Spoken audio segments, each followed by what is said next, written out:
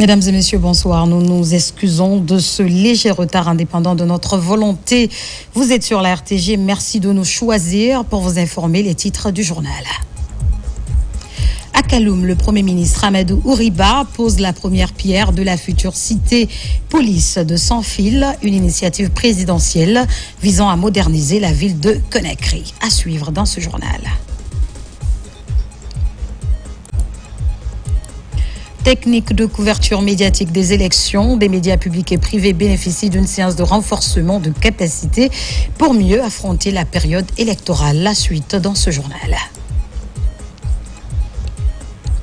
Dans notre rétrospective de ce soir, nous allons braquer nos projecteurs sur le ministère de la Santé et celui de la promotion féminine de l'enfance et des personnes vulnérables. C'est tout pour le sommaire. Encore une fois, bonsoir et bienvenue à tous. Au Palais de la Colombe, le Premier ministre a reçu son homologue malien Abdoulaye Maïga. Une rencontre placée sous le signe du renforcement des liens de fraternité et de coopération entre Conakry et Bamako. La rencontre s'est soldée par une conférence de presse conjointe au cours de laquelle les deux chefs du gouvernement ont présenté les axes prioritaires. Adi Kamara, reportage. Ce 9 décembre 2025, le Premier ministre malien Abdoulaye Maïga en visite de travail en Guinée.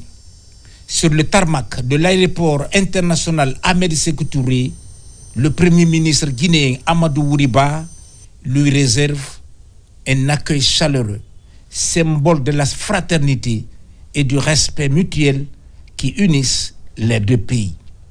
Après un bref échange, direction primature.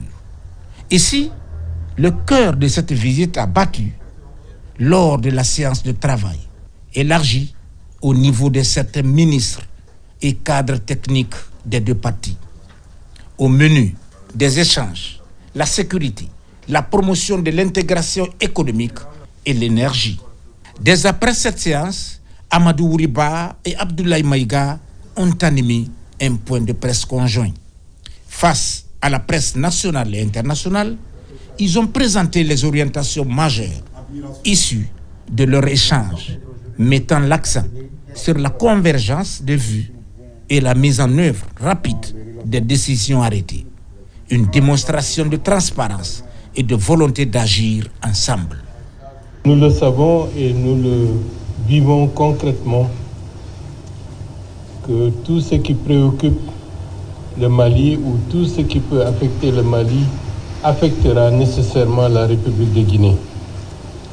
C'est la raison pour laquelle les visites, les rencontres, les discussions régulières pour faire le point sont nécessaires pour mieux assurer une coopération de plus en plus intense. Les deux présidents s'inscrivent dans la ligne logique des pères fondateurs, à savoir faire vivre un panafricanisme qui se renouvelle et qui revitalise les relations traditionnelles historiques entre nos deux peuples. À cet égard, la redynamisation de la coopération entre nos deux pays passera nécessairement par la réactualisation de certains projets structurels qui intéressent aussi bien le Mali que la Guinée. Nous avons rappelé au cours de l'entretien que nous avons eu que la Guinée est toujours disponible pour apporter son concours à la République du Mali pour l'accession à la mer. Ça fait partie de notre obligation morale et de notre responsabilité à l'égard du peuple frère du Mali, en toutes circonstances et quelles que soient les vicissitudes politiques qui peuvent émerger par-ci par-là. Je voudrais ici rappeler que la vision de nos deux chefs d'État est une vision qu'ils héritent eux-mêmes des pères fondateurs de nos indépendances. Je voudrais ici mentionner son Excellence le Feu, le président Ahmed Sékou Touré, et son Excellence Feu, le président Modibo Keïta, qui ont tracé un sillage. Évidemment, nos deux chefs d'État aujourd'hui s'inscrivent dans la même dynamique afin de raffermir les relations fraternelles, séculaires, historiques entre la République de Guinée et la République du Mali. Donc forcément, il y a des défis. Je voudrais ici rappeler que le Mali a toujours bénéficié de l'accompagnement de la République sœur de Guinée, en particulier durant des heures sombres. Je voudrais ici rappeler les sanctions malheureuses, illégales, illégitimes et inhumaines de la CEDEAO et de l'UEMOA, sanctions prises contre le Mali. Et Dieu merci, la République sœur de Guinée ne nous a jamais fermé les portes de ce beau pays, ce qui ne nous surprend d'ailleurs guère. Et ceci dit, les échanges vont se poursuivre. Je pense que, en tout cas, les points principaux retenus, c'est de redynamiser les travaux au sein des sous-commissions dans le cadre de la grande commission mixte Mali-Guinée, dans l'intérêt supérieur de nos peuples et bien entendu dans le cadre de renforcement de la vision panafricaniste, vision que nous devons matérialiser, vision construite par les deux chefs d'État de nos pays. Mais avant de terminer, je voudrais, au nom de son Excellence le général d'armée Assimi Goïta, président de la transition, chef de l'État, formuler un vœu pieux. Nous savons que la République sœur de Guinée s'apprête, s'il plaît à Dieu, Inch'Allah, à organiser l'élection présidentielle pour le 28 décembre. Nous prions le bon Dieu que cette élection soit un moment de communion, une occasion de renforcer encore la cohésion, l'unité nationale en République de Guinée. Au cours des échanges, nous avons eu également l'opportunité de transmettre notre profonde admiration à son Excellence le général d'armée Mamadi Doumbia, président de la République de Guinée, après l'inauguration du méga-projet de Simandou, qui fait la fierté à la fois de la Guinée, mais qui fait également la fierté de toute l'Afrique. Je pense que grâce à cette inauguration, son Excellence le général Doumbia vient de nous donner un modèle de grande leçon de leadership. Je pense que nous avons, nous qui sommes des exécutants, nous avons l'obligation de nous en inspirer afin justement de matérialiser, de raffermir davantage les relations entre la République sœur de Guinée et la République du Mali. Une visite courte mais intense et fructueuse aura donné une nouvelle impulsion à la coopération bilatérale. Face aux défis communs, la Guinée et le Mali choisissent la voie de la solidarité agissante et du partenariat renforcé pour le bénéfice des deux peuples. En Côte d'Ivoire, cérémonie d'investiture du président de la République, son Excellence Alassane Dramane Ouattara, pour sa prestation de serment. Le ministre des Affaires étrangères, de l'intégration africaine et des Guinéens établis à l'étranger a représenté le président Mamadi Doumbouya. Dr Maurice Anda Kouyaté s'est dit honoré d'assister à cet important événement. Oumar Barry est notre envoyé spécial. La République de Côte d'Ivoire, ce lundi 8 décembre, est un jour symbolique pour le pays. Les édifices sont décorés et les rues pavoisées de drapeaux. Le président réélu, son Excellence Alassane Dramane Ouattara, a prêté serment dans cette grande salle de la présidence ivoirienne. 11 chefs d'État du continent et beaucoup d'autres invités venus des 4 coins du monde ont pris part à la cérémonie. La République de Guinée fait partie des pays invités. Le chef de la diplomatie guinéenne, Dr Maurice Anda Kouyaté, émissaire du président de la République, son Excellence Mamadi Doumbouya, a pris part à la rencontre. J'ai eu l'immense honneur d'être envoyé spécial du président de la République, son Excellence le général Mamadi Doumbouya, pour le représenter à la cérémonie d'investiture de son frère, le président, son Excellence, président Alassane Ouattara. Ce 8 décembre, qui a prêté serment, les relations entre la Côte d'Ivoire et la Guinée sont des relations de fraternité. Et cette fraternité qui s'est développée et renforcée entre nos deux dirigeants, nos deux leaders. Donc j'ai passé ce message de félicitations du président Doumbouya, des messages de renforcement de nos relations bilatérales fraternelles. Et en retour, le chef de l'État ivoirien, son Excellence président Alassane Ouattara, m'a chargé de remercier son frère, le président Doumbouya, de le remercier et de l'encourager, et d'admiration pour lui, pour tout ce qu'il fait pour son pays. Et Il m'a dit que le bilan des 4 années qu'il voit à la télévision, de partout, ce bilan est encourageant. Le 4 novembre dernier, le Conseil constitutionnel a proclamé les résultats définitifs de la présidentielle ivoirienne, donnant le président Alassane Dramane Ouattara vainqueur du scrutin avec 89,77% des voix. Un renouvellement de la confiance du peuple ivoirien qui salue ainsi les efforts de développement en cours dans le pays.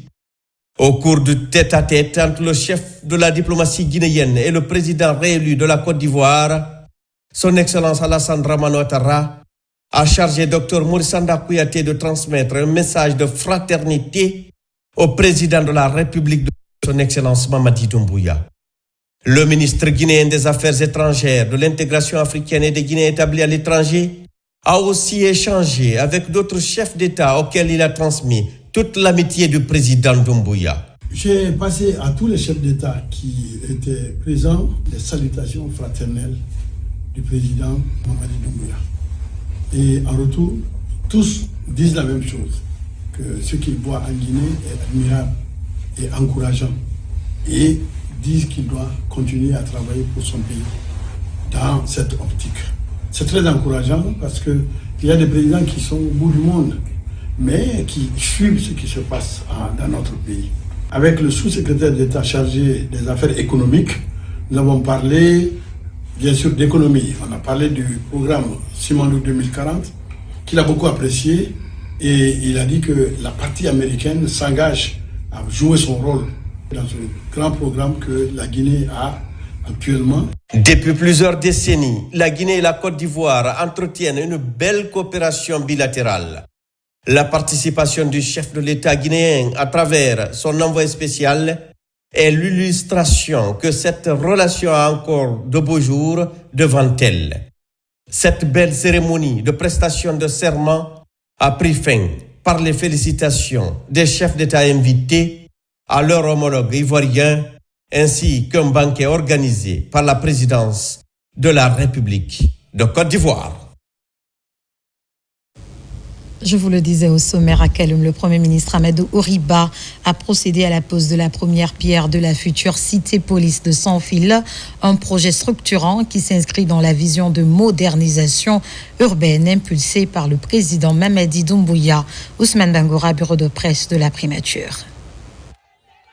À Kaloum, le gouvernement pose un jalon déterminant dans la modernisation de la capitale.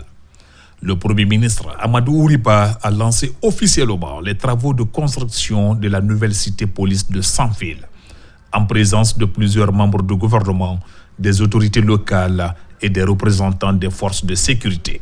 Conçue comme une infrastructure moderne et fonctionnelle, la future cité-police ambitionne d'améliorer significativement le cadre de vie des agents et de renforcer leurs conditions d'exercice. Au ministère de la Sécurité et de la Protection civile, on s'est battu pour que le cœur de la police continue à battre et de la plus belle des manières. Aujourd'hui, ici, à cet endroit, c'en est une illustration. Grâce à des négociations houleuses, nous avons obtenu plusieurs appartements ultramodernes qui seront destinés directement aux fonctionnaires de police et de protection civile, mais aussi une cinquantaine de bureaux modernes. Ce projet est le fruit de larges concertations, de plusieurs chances de travail, de discussion entre le ministère de l'Urbanisme, de l'Habitat et de l'Aménagement du territoire, en charge de la récupération des domaines de l'État, et ceux des services du ministère de la Sécurité qui ont travaillé. Pour les habitants comme pour les responsables administratifs, cette infrastructure marque un tournant dans le renforcement de la sécurité et l'embellissement de Kaloum. Ce programme il se décline dans 7 blocs. Et ces 7 blocs comportent des typologies de logements F3, c'est-à-dire 2 chambres salon, et F4, 3 chambres salon. Pour les F3, nous en avons 320 appartements. Pour les F4, nous en avons 66. Pour un total de 390 appartements.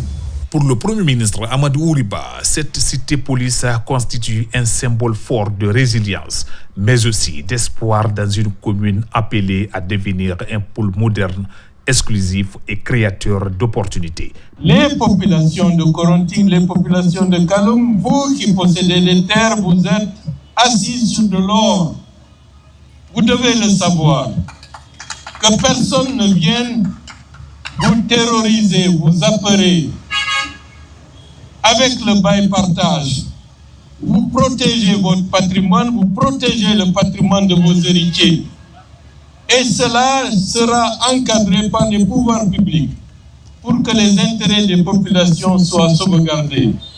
Donc, n'ayez pas peur. Cette modernisation vous enrichira. Et de côté, lorsque l'urbanisme, lorsque le bâtiment progresse, c'est que l'économie progresse, ça va créer des emplois. Notre système bancaire doit par conséquent évoluer pour que la Guinée soit partout un grand chantier qui portera la nouvelle croissance encore beaucoup plus importante que le Simandou va donner. Avant de prendre congé, le Premier ministre a réitéré l'engagement du gouvernement à poursuivre la dynamique de transformation urbaine et sociale engagée à l'échelle nationale. Et pour protéger et sécuriser ces installations techniques, la Direction générale de l'EDG met en place un projet ambitieux. Pour le concrétiser, une cinquantaine de jeunes sont déployés dans différentes communes. La suite avec Nabi Kamara. Dans le souci de sécuriser ces installations, particulièrement les transformateurs électriques pour le plus grand bien des populations, Électricité de Guinée lance un projet innovant. Il s'appelle EDG Unité, un projet qui mobilise 50 jeunes parrains pour le piloter. Après la phase pilote menée avec succès à Ratoma, la Direction générale de l'électricité de Guinée vient de lancer ce projet dans la commune de Dixine. Ce projet a pour objectif numéro 1, c'est de renforcer le lien de proximité entre EDG et ses clients, et ses abonnés. C'est améliorer la satisfaction au niveau de notre clientèle. C'est améliorer l'expérience client de nos abonnés partout où ils se trouvent en République de Guinée.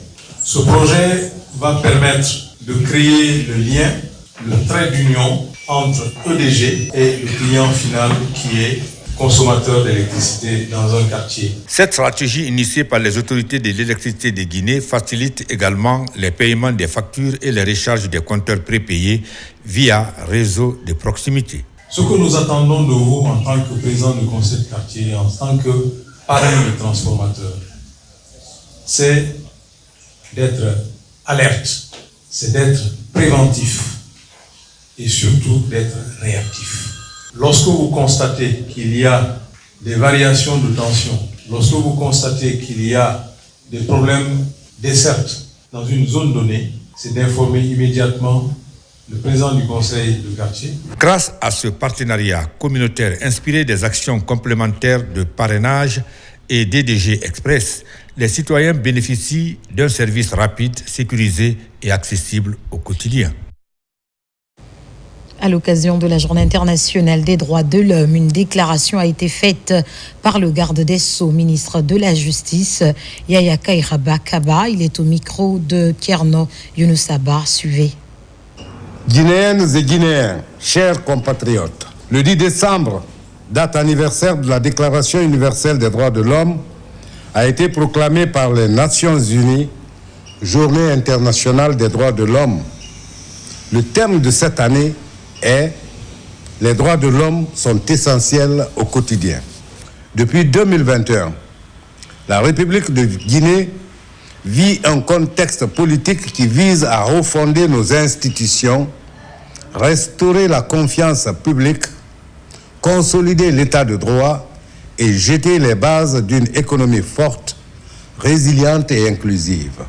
Les droits humains ne doivent pas être perçus comme une contrainte, mais comme une opportunité pour bâtir un pays stable, paisible et prospère. C'est le lieu d'adresser mes sincères félicitations et mes chaleureux remerciements à Monsieur le secrétaire général des Nations Unies et à travers lui, le haut commissaire des Nations Unies aux droits de l'homme pour l'excellence de leur coopération avec la République de Guinée. Ce mardi, toujours, la Guinée a célébré la journée internationale de lutte contre la corruption sous le thème « S'unir avec la jeunesse contre la corruption, former l'intégrité de demain ». Cette édition met en lumière la mobilisation nationale pour bâtir une nouvelle génération de citoyens. Adjudant-chef Aboubakar Kamano, correspondant de la presse militaire. L'Agence nationale de lutte contre la corruption et de promotion de la bonne gouvernance a célébré la journée internationale de lutte contre la corruption, comme chaque année, conformément aux engagements des États partis à la Convention des Nations Unies contre la corruption. Placée sous le thème mondial « S'unir avec la jeunesse contre la corruption, former l'intégrité de demain », l'édition 2025 met en avant un enjeu stratégique, renforcer l'éducation citoyenne et bâtir une nouvelle génération d'acteurs publics engagés, conformément aux piliers éducation et culture du programme Simandou 2040. L'ANLC-PBG a saisi l'occasion pour organiser une grande conférence nationale suivie d'un point de presse officiel visant à rappeler les engagements du pays et dévoiler les avancées majeures enregistrées dans le cadre de la lutte contre la corruption, témoignant du dynamisme renouvelé de l'agence et de la volonté des autorités de renforcer l'assainissement, la transparence et la gouvernance publique. L'Agence nationale est particulièrement chargée de faire la prévention de la corruption par la sensibilisation, par la dissuasion et d'engager absolument des investigations pour aller détecter là où il y a les faits de corruption et les pratiques assimilées afin de les d'instruire ces affaires et de les déférer devant les tribunaux compétents pour juger naturellement des faits de corruption et toutes les pratiques affiliées à ce fléau. Pour l'accomplissement de ces deux dimensions fondamentales de sa mission, l'Agence nationale de lutte contre la corruption s'est donné une structure à refonder en donnant une structure fiable, adaptée à ces deux principales missions, en créant donc deux directions fondamentales, la direction de la prévention de la corruption et la direction de la détection de la corruption, qui, elle, comporte maintenant deux divisions nouvelles, que sont la division des investigations financières et la division des investigations judiciaires, qui n'existaient pas auparavant. Et la création donc de ces deux nouvelles divisions permet à l'Agence nationale de lutte contre la corruption de mener à bien la deuxième dimension de sa mission, qui est celle de la détection de la corruption. C'est contre toute cette impunité que le président de la République a mis en place un dispositif qui permet maintenant d'aller rechercher absolument ceux qui se livrent à ce genre de pratiques et les faire comparaître devant les tribunaux compétents et à leur infliger les sanctions correspondantes, y compris donc à les inviter à restituer à l'État ce qu'ils lui ont spolié. Les responsables de l'ANLC ont également mis en lumière les mécanismes disponibles pour les citoyens, notamment les plateformes de dénonciation, les cellules d'intégrité et les dispositifs de protection des lanceurs d'alerte. Nous avons engagé des actions profondes, factuelles, depuis le 5 septembre 2021. Des actions dont les résultats commencent déjà à transformer profondément notre pays. Les données du classement récent de Transparency International place notre chère République au rang des pays qui fournissent des efforts en matière de lutte contre la corruption. Notamment, la Guinée a enregistré une avancée significative à l'indice de perspection de la corruption, IPC, de 28 sur 100 en 2024 contre 26 sur 100 en 2023. Un gain de 8 places au classement mondial, passant de la 141e à la 133e position. La détection et la répression constituent aujourd'hui l'un des volets les plus stratégiques de l'ANLC. L'agence a renforcé ses mécanismes de réception, d'authentification, de traitement d'alerte et conduite des enquêtes, d'analyse financière et de transmission judiciaire. La création d'un dispositif de centre d'alerte, conformément aux missions d'attribution de l'ANLC, permettant la prise en charge effective des dénonciations, notamment à travers un numéro vert, qui est le 155. Prenant le thème mondial, le conseiller à la présidence chargé des relations avec les institutions a insisté sur le rôle déterminant de la jeunesse guinéenne dans la construction d'une société intègre. C'est donc avec conviction que nous prenons la parole aujourd'hui au nom de Monsieur le Président de la République, chef de l'État, son Excellence Mamadi Doumbouya. Cet événement est placé sous le thème « S'unir avec la jeunesse contre la corruption, façonner l'intégrité de demain ». Le choix de ce thème souligne l'importance stratégique de la jeunesse dans la dynamique de la refondation sociétale qui constitue l'épicentre de la philosophie politique du président Mamadi Doumbouya. La lutte contre la corruption ne saurait se limiter à l'application de lois ou à l'existence d'institutions. Elle repose avant tout sur des valeurs cardinales et sur des comportements vertueux. C'est pourquoi nous réitérons que la lutte contre la corruption constitue le socle de notre processus de transformation nationale. Dans une dynamique qui s'inscrit dans la vision prospective de Simandou 2040, l'ANLC-PBG a annoncé de nouveaux programmes destinés aux jeunes. Formation en leadership éthique, clubs scolaires et universitaires d'intégrité, concours inter-écoles sur la transparence publique, campagne digitale pour promouvoir la culture anticorruption.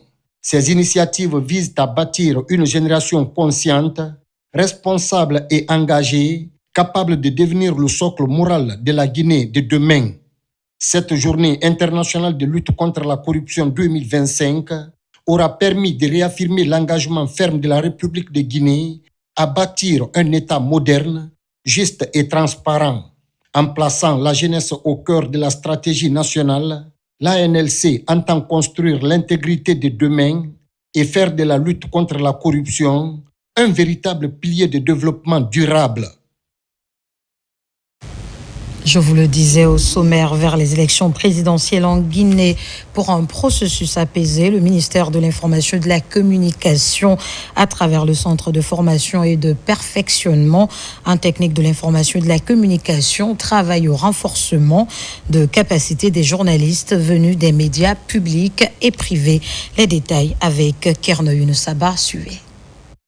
24 heures après avoir lancé une formation de journalistes de la presse en ligne sur l'intelligence artificielle en période électorale, le ministre de l'Information et de la Communication procède au lancement d'une formation, cette fois des journalistes de la presse audiovisuelle. Ils sont outillés sur les techniques de couverture d'une élection. Ils doivent désormais travailler à l'éducation civique avec à la clé des reportages qui reflètent la responsabilité du journaliste tout en tenant compte du contexte électoral. Nous avons pensé, vu les nouveautés qui sont enregistrées dans le processus, à savoir une nouvelle constitution, n'est-ce pas, qui a mis en place de nouvelles institutions, le code électoral, sont des maillons importants pour la couverture. Parce que si les journalistes ne maîtrisent pas le cadre électoral, ils ne maîtrisent pas justement le cadre normatif des élections, ils ne peuvent pas couvrir de façon efficace les élections. Nous avons pensé mettre l'accent sur les techniques justement de couverture d'une élection en faveur des journalistes de l'audiovisuel pour qu'ils puissent justement couvrir avec dextérité cette élection qui se veut celle, n'est-ce pas, de la refondation, du renouveau, mais aussi de la stabilisation du processus électoral et des élections en Guinée. Une trentaine de professionnels des médias publics et privés sont donc concernés. Cette initiative du ministère de l'Information et de la Communication à travers le centre de formation accompagne les journalistes en vue d'un traitement sans passion. Vous en conviendrez avec moi que les élections, telles qu'elles soient, constituent l'expression suprême de notre souveraineté. Elles témoignent de la volonté des citoyens et engagent l'avenir de notre nation. Dans ce processus, le rôle des journalistes est capital. Informer avec exactitude, impartialité et responsabilité afin de garantir la transparence du scrutin. Chers confrères journalistes, en assurant une couverture équilibrée et respectueuse des règles déontologiques, contribue à la consolidation de la démocratie, au renforcement de la paix et de la préservation de la cohésion nationale.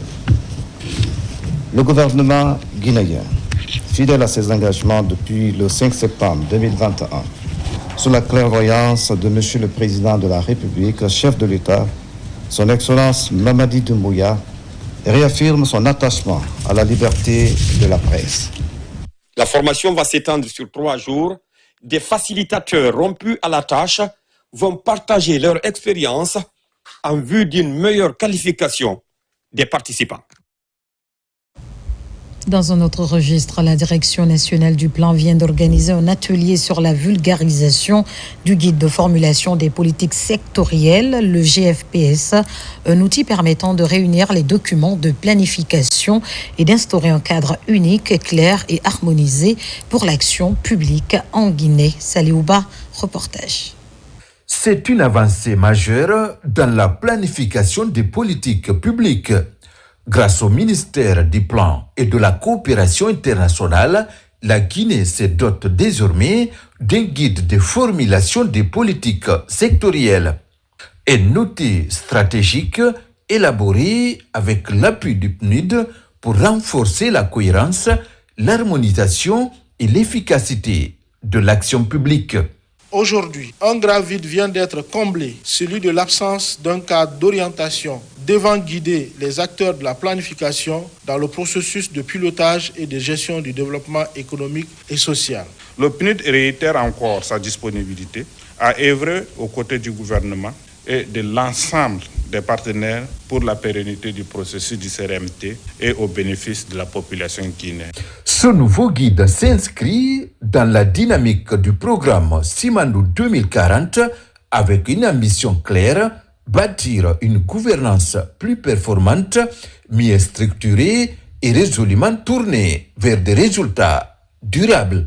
Le ministère du Plan et de la Coopération internationale, fermement engagé à exercer ses prérogatives, a entrepris un processus qui a consisté à doter les acteurs de développement d'outils de gestion de développement pour faciliter le processus de planification dans toute sa dimension, pour conférer un caractère inclusif et participatif du processus. Il a été conçu, élaboré puis validé avec l'appui technique et financier du PNUD, le guide de formulation des politiques sectorielles aligné sur les ODD 2030 avec la participation de l'ensemble des parties prenantes. Au même moment, une vingtaine de cadres reçoivent leur certification après une formation axée sur les techniques modernes de planification. Une étape décisive pour garantir une mise en œuvre professionnelle et concertée des politiques sectorielles. Nous poursuivons cette édition. Le chef d'état-major adjoint de l'armée de terre, le général de brigade Tamba Kalastolno, accompagné de l'inspecteur général des forces armées et le commandant du bataillon autonome de Farana, a récemment sillonné les unités de la 3e région militaire situées le long des frontières, avec pour but d'exhorter les forces de défense et de sécurité au renforcement de la sécurité intérieure et la préservation de l'environnement. Le point avec le lieutenant Sana Kamara, correspondant de la presse militaire.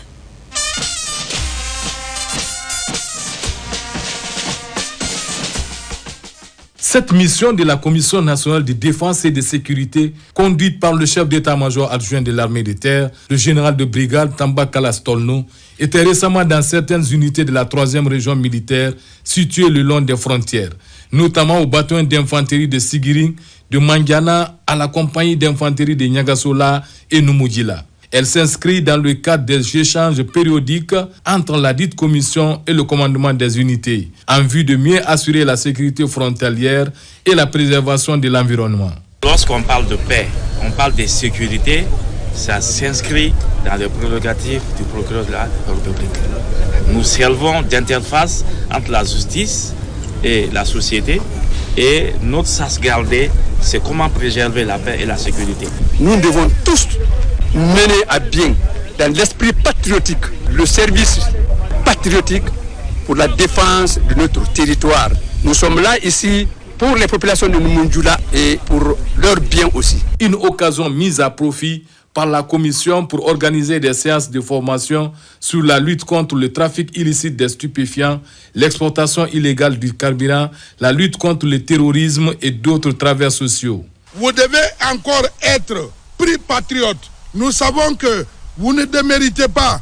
Il y a très longtemps, vous luttez contre l'insécurité sur notre territoire. Vous devez encore augmenter le dispositif en activant la patrouille mobile et la patrouille fixe et haute à des différents axes routiers au niveau des centres-villes et la frontière. L'élan de solidarité et de professionnalisme des forces de défense et de sécurité dans l'optique de la sécurisation des personnes et de leurs biens est vivement salué par les autorités administratives et la population de la région durant cette mission.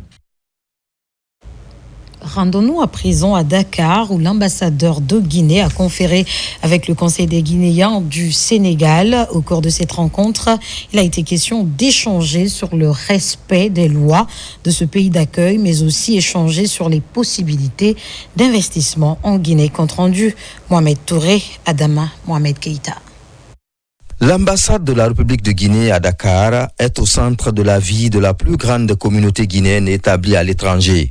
Avec une présence estimée à plusieurs centaines de milliers de ressortissants, la représentation diplomatique fait face à des enjeux croissants de gestion administrative et sociale. Il y a une très bonne collaboration ici entre le personnel de l'ambassade et le bureau de conseil des Guinéens de l'étranger dans la gestion de la communauté guinéenne au Sénégal.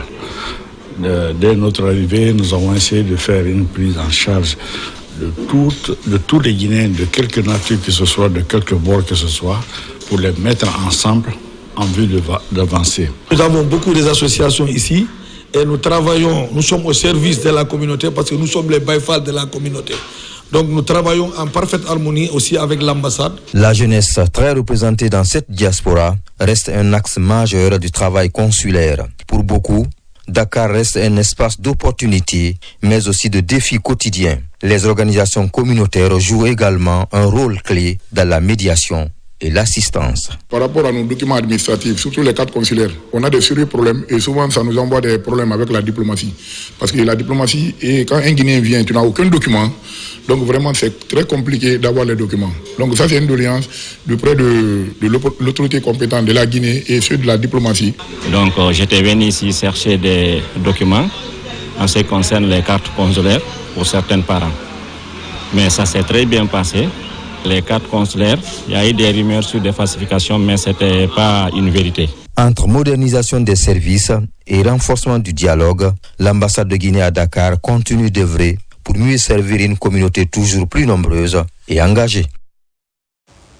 Je vous le disais dans les titres, dans le domaine de la santé, des actions concrètes ont été enregistrées au cours de l'année 2025. L'on a assisté à la mise en service partout en Guinée d'infrastructures sanitaires publiques. À cela s'est ajoutée l'amélioration des services de santé. À côté, la disponibilisation des vaccins. Parallèlement au ministère de la promotion féminine de l'enfance et des personnes vulnérables, l'agenda féminine a été mise en avant. Dans notre rétrospective de ce soir, nous allons mettre en lumière les actions phares de ces départements cette année. Et c'est avec Kerno Maroufba et Mohamed de Camara.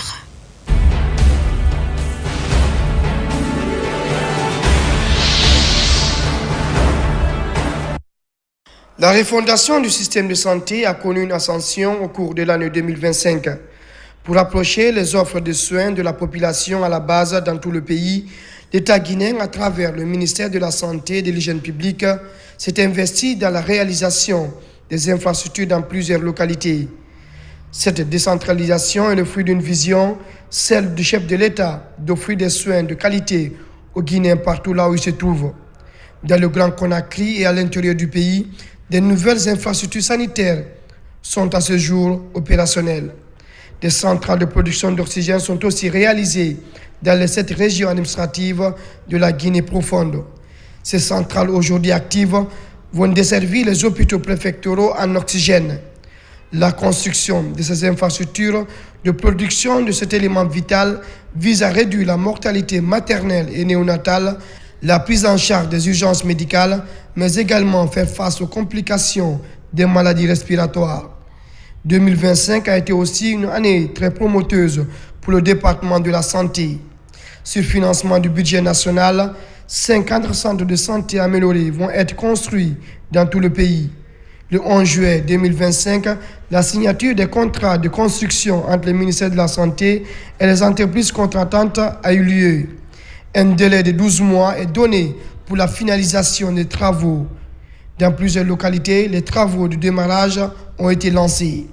Autre fait marquant dans le domaine de la santé est l'introduction du vaccin gratuit et sécurisé contre le paludisme chez les enfants de 5 à 23 mois en Guinée.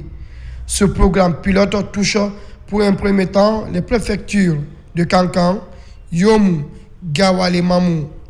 L'administration de ce vaccin validé par l'Organisation mondiale de la santé est rendue possible par le Fonds des Nations unies pour l'enfance. Cette haute offensive du ministère de la Santé contre cette maladie est bien sûr de protéger ces tout-petits. La Guinée rejoint ainsi d'autres pays africains engagés dans cette dynamique de rompre la chaîne de propagation du paludisme dans le pays. Au ministère de la Promotion féminine, de l'enfance et des personnes vulnérables, les réformes ont été enregistrées dans le domaine de la promotion des femmes en Guinée.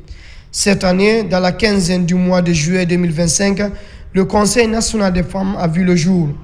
Ce bureau servira d'interface entre les autorités, les partenaires et la jeune féminine. Les membres du bureau national viennent de toutes les régions administratives du pays. Le gouvernement et ses partenaires ont pris l'acte de l'installation de cet outil de gouvernance obtenu sous le leadership du président de la République, Mamadi Doumbouya. Dans la même trajectoire, le ministère de la Promotion féminine, de l'enfance et des personnes vulnérables continue sa stratégie d'accompagner les femmes et filles issues des milieux défavorisés dans l'apprentissage des métiers générateurs de revenus. L'année qui s'achève a permis à la préfecture de Koya de se doter d'un centre d'autonomisation d'entrepreneuriat des femmes et filles. L'édifice accueille 250 apprenantes pour les différentes filières. Ces engagements des autorités du pays visent à promouvoir la jeune féminine qui représente 52% de la population.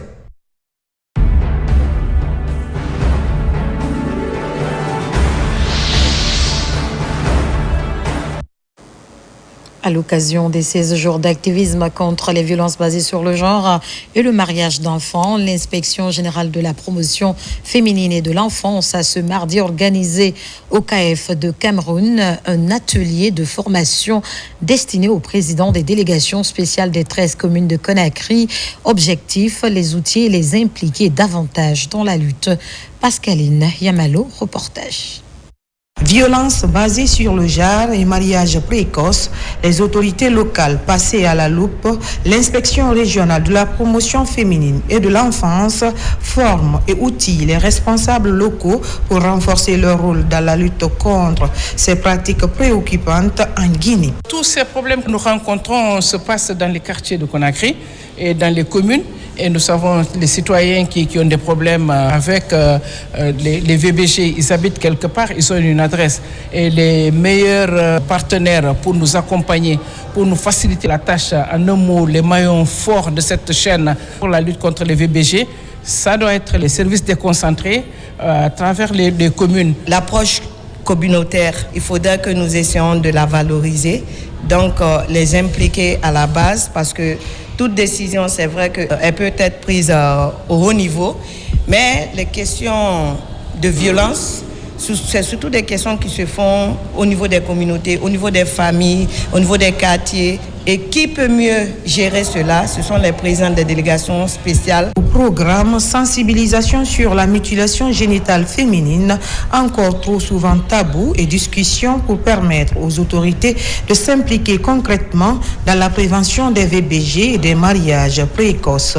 À la sortie justement de cette rencontre, je serai transmettre à la communauté, et d'ailleurs je vais proposer ça au niveau de notre session, pour pouvoir vulgariser l'information là, au niveau de la communauté, au niveau des différentes familles, pour que vraiment chacun puisse prendre des dispositions par rapport à ça. Cette initiative ouvre l'espoir de voir ces pratiques reculer, offrant une meilleure protection aux enfants et aux femmes dans les communautés. Dans la Cité des Agrumes Santé, avec la prise en charge gratuite des malades à travers le Fonds de développement social et de l'indigence. La remise des titres d'assistance sociale s'est déroulée en présence des autorités locales. En seul objectif, secourir les plus démunis. Moussa Kouyaté. L'assistance sociale est l'une des préoccupations des autorités, avec à sa tête le président Mamadi Doumbouya. C'est dans cette optique que 39 patients ici à Kindia viennent de bénéficier des titres de prise en charge gratuite par le Fonds de développement social et de l'indigence. Cette initiative englobe non seulement la prise en charge sanitaire des malades indigents et leur ravitaillement en médicaments. Elle touche la solidarité nationale, assurer les soins aux plus démunis et garantir la santé publique. Et remercier son Excellence, Monsieur le Président de la République, qui croit fermement que nul citoyen ne sera abandonné sur l'étendue du territoire national. Assister les personnes démunies est la mission principale du Fonds de développement social et de l'indigence. Aujourd'hui, je suis vraiment contente d'entendre que Mamadi Doumbouya m'a pris en charge. Que Dieu le protège et de donner la santé et la prospérité. Ça fait 4 ans. Je faisais la 10e année. C'est à propos de maladies qui m'a fait arrêter les études. Et quand tu as la santé, tu vas faire tout ce que tu peux le faire. Le social a beaucoup primé en Guinée. Donc, se mettre aujourd'hui avec les autorités pour la remise maintenant de ces fonds aux indigènes là, cela va tout droit à nos cœurs et nous remercions le gouvernement. Les autorités locales ont salué et remercié le président Mamadi Doumbouya pour cet acte en faveur des populations de Kindia. Chaque patient bénéficiaire est accompagné par un assistant social pour faciliter les démarches. Pour finir, à quelques semaines de l'élection présidentielle, le Mosakod vient de lancer une vaste campagne de sensibilisation pour le maintien de la paix en Guinée. Dubreka est la préfecture pilote. L'action s'étendra dans les autres villes et régions de la Guinée afin de garantir un climat électoral apaisé. Marwan Kamara, Mamoudou Silla. Alors que la campagne pour l'élection présidentielle bat son plein, le Mosakod lance une tournée nationale de sensibilisation en faveur du maintien de la paix. Première étape, le secteur de Kindiadi et la préfecture de Dubreka. Dans ces localités, l'initiative suscite une forte mobilisation. Responsables religieux et citoyens se retrouvent autour d'un même message: promouvoir une élection apaisée en Guinée. Mosakod, dans son esprit de quiétude nationale pour la paix et le bon déroulement en fait des élections, c'est une sensibilisation de porte à porte au niveau de toutes les structures pour attirer l'attention sur l'avantage des élections, sur le bon déroulement des élections. Les membres du Mosakod déploient un dispositif ambitieux. Leur objectif: atteindre chaque localité, même les plus reculées, pour renforcer le climat d'apaisement partout dans le pays. Cette élection est cruciale. Elle déterminera la voie que notre pays empruntera les années à venir. Je vous invite à rester unis et convaincre nos proches de faire de cette élection un succès. Nous sommes unis. Notre communauté a toujours privilégié la paix, le respect et l'hospitalité, visant au développement, à la stabilité et au bien-être de notre pays. La caravane se poursuivra dans plusieurs préfectures de l'intérieur et du Grand Conakry. À travers cette tournée, le Mosakod espère contribuer à instaurer une atmosphère sereine, indispensable au bon déroulement du processus électoral. C'est cet élément, mesdames et messieurs, qui met fin à ce journal. Merci de nous avoir reçus chez vous. À bientôt sur la Guinée, notre paradis, terre de richesse, d'opportunités et d'innovation. Bonsoir.